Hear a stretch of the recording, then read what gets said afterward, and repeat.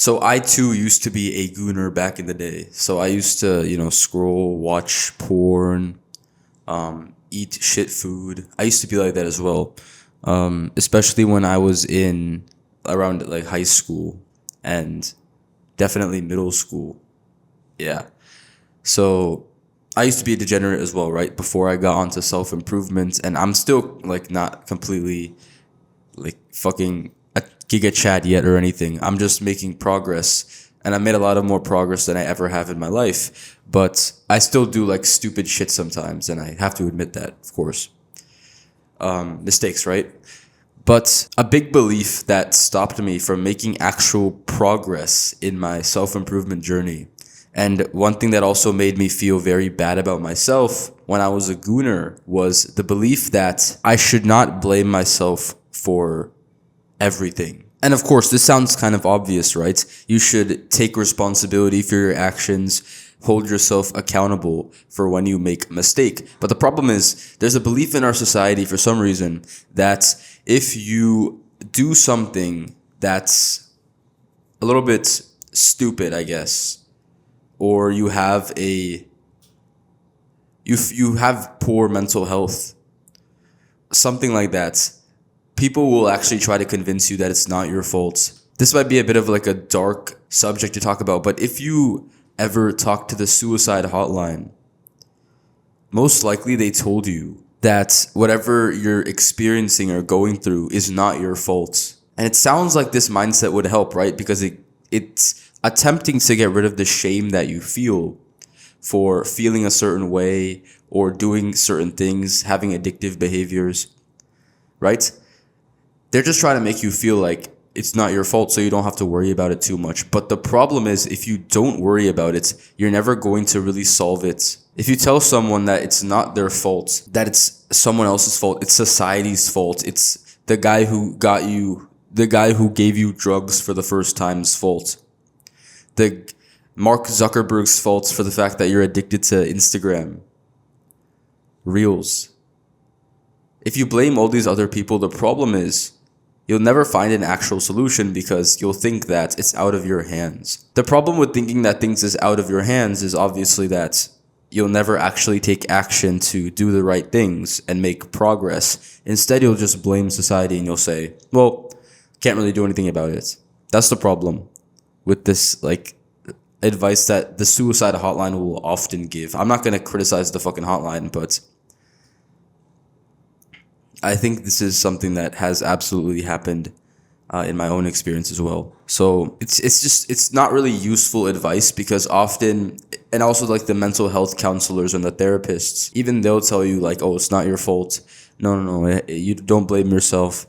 They're trying to remove shame, right? They're trying to remove shame from you for doing this stupid shit or relapsing on your addiction. But the problem is they tell you to cope. Basically, coping mechanisms, coping strategies. You probably heard that a lot if you're someone who goes to therapy regularly or has had mental health counseling or has, texted the suicide hotline. They probably talked about coping in some way. I don't really like that idea. I mean, it sounds like shit, honestly, to say cope with it. Like, it's something that's you're not going to end. It's just something you have to kind of deal with for the rest of your life. And you can mitigate it, you can make it easier, but you can never get rid of it because apparently it's not your fault. So the depression is not your fault. It's bullshit. It's bullshit because it convinces young people who just like started being an adult as well. Often this will happen to a lot of young adults, 20, 21, 22.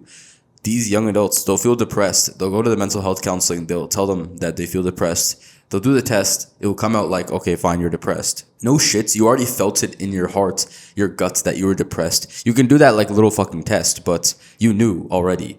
When you pass the test, apparently it's some miracle. It's so surprising to you. Oh, I have depression now.